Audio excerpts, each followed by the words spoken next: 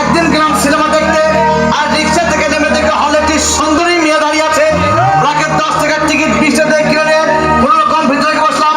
হঠাৎ দেখি পাশে চেয়ারে সেই মেয়েটি আমার পাশে বসেছে।